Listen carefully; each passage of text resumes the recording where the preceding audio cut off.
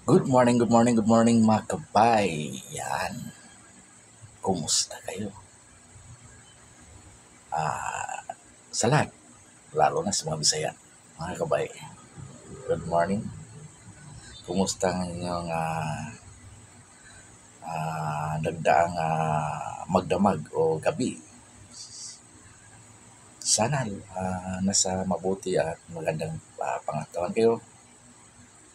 At saka malayo sa sakit, malayo sa disgrasya, malayo sa masamang matao. Okay mga kabay, may pakilala ko sa inyo. Ito ay talagang nakatulong sa ating pang-araw-araw na gawain o nagbibigay ng lakas yan sa ating katawan, mga kabay. Ito, suman, mga kabay. Napakasarap nito. Talagang ito ay kasama na almusal. Pwede na, mga kabay. Nakita mo naman, makintab na makintab yung dahon. Talagang kung makita niyo mga kabay, mas makintab pa ito sa ulo ko. Yan, kung makita mo yung ulo ko, mas makintab pa mga kabay. Talagang ito ay nagbibigay sa inyo ng lakas ng katawan.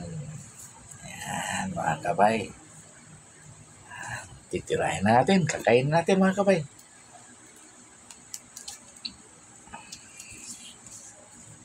Yun, sarap ito mga kabay. Alam niyo ba mga kabay, sa tuwing makita ko ito, maalala ko yung